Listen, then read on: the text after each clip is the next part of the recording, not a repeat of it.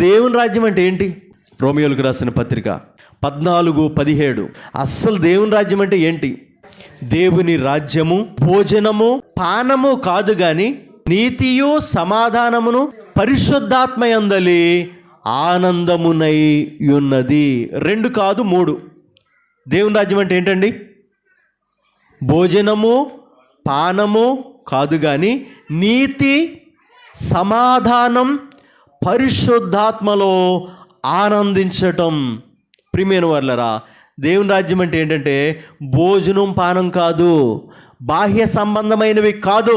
తిని త్రాగి గంతులు వేస్తూ, తిని తాగి సుఖించి, వాక్యం సెలవిస్తుంది, హృదయము క్రొవ్వు చేసి, వాక్యం ఉంది. దేవుని మర్చిపోవటం కాదు దేవుని రాజ్యము. భోజనం కాదు, పానం కాదు, తిని త్రాగటం కాదు దేవుని రాజ్యం అంటే. మరేంటి? అలాగని తినొద్దా, త్రాగొద్దా? ఆయనే మన ఆహారాన్ని దీవించేవాడు కదా, ఆయనే మన పానమును దీవించేవాడు కదా. నీ భోజనపు బల్ల చుట్టూ నీ పిల్లలు ఒలివ మొక్కల వలె ఉంటారని చెప్పాడు కదా. ఈ మాటను జ్ఞాపకం చేసుకుంటే మరి ప్రియమైన వాళ్ళ భోజనాన్ని ఆయనే ఇస్తున్నాడు కదా. అంటే దాని అర్థం ఏంటంటే కొన్ని వాక్యాలు మనం చదువుకుంటే మనకు అర్థం అవుద్ది. సామెతలు 23:1-2 వచనాలు చదువుకుంటే మనకు అర్థం అవుద్ది దేవుని రాజ్యం అంటే ఏంటో. నీవు తిండిపోతు అయిన ఎడల నీ గొంతుకకు కత్తి పెట్టుకొను. ఏమైతేనంటండి?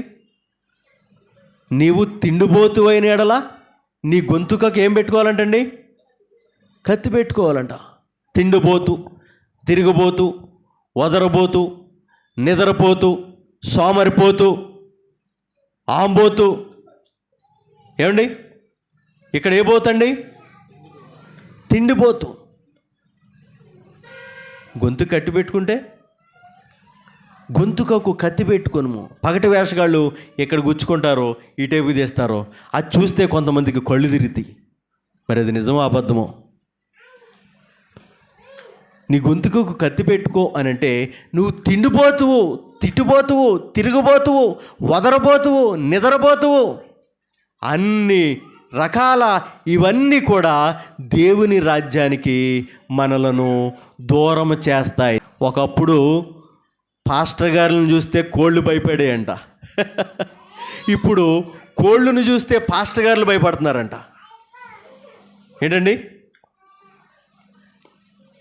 ఒకప్పుడు వీటన్నిటి చూస్తే అవి మనుషులు చూసినప్పుడు కోళ్ళు భయపడినాయి అంట. ఇప్పుడు కోళ్ళు చూస్తే మనుషులు భయపడుతున్నారు. అమ్మో తింటే రోగం.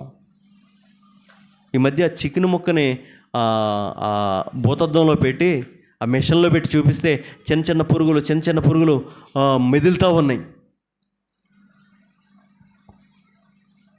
ప్రియమైన వాళ్ళరా, చూడండి, ఈ యొక్క తిండిపోతనం కూడా దేవుని రాజ్యానికి ఆటంకం ఏంటండి? ప్రియమైన వాళ్ళరా, అందుకోసమే గమనించండి, ఎక్కడికైనా వెళ్ళినప్పుడు భోజనమునకు ప్రాముఖ్యత కాదు. ప్రియమైన వాళ్ళరా, మనం బ్రతకడా తినాలి కానీ తినటం కోసం బ్రతకూడదండి. దేనికోసం బ్రతకూడదండి? చూడండి ప్రియమైన, ఇప్పుడు బాడీస్ వచ్చేసి పొట్టలు పెరిగిపోయి పొద్దున్నే ఉరుగుతున్నారు. మిషన్లో టైం లేని వాళ్ళు ఇంట్లో మిషన్ తెచ్చుకుంటున్నారు. రకరకాలుగా చాలా ప్రయాసాలు చేస్తూ ఉన్నారు. దేవుని వాక్యం తెలియజేస్తూ ఉంది, అన్న వస్త్రాలు గలవారమై ప్రభువుని స్తుతింతుము. దేవునికి మహిమ కలుగును గాక. ఫిలిప్పీలకు రాసిన పత్రిక 3:19, వారి కడుపే వారి దేవుడు. ఎవరంటే దేవుడు కడుపు నిండితే చాలు. ఎలా నిండుతుందో అది అవసరం లేదు. ముందుకు వెళితే రోమియోలకు రాసిన పత్రిక 16:18, కడుపునకే దాసులు, కడుపునకే వారు దాసులు. ఆదికాండం 25:34 భోజనం కొరకు ఆశీర్వాదాలు కోల్పోయాడు ఏశావు. భోజనం కోసం ఏం కోల్పోయాడండి? ఆశీర్వాదం కోల్పోయాడు. ఈ రోజుల్లో భోజనం కోసం చివరికి పరలోక రాజ్యాన్ని కోల్పోయే వాళ్ళు లేరంటారా? ఒక్క పూట కూటికై జ్యేష్ఠత్వపు హక్కును అమ్మి వేసుకున్నాడొక ఏశావు. ధనము పొందగోరి నయమాను వెంబడించి కుష్టు తెచ్చుకున్నాడొక గెహజీ. వెచ్చగా ఉండు లేక చల్లగా ఉండు, నులువెచ్చని జీవితం బహుఘోరం.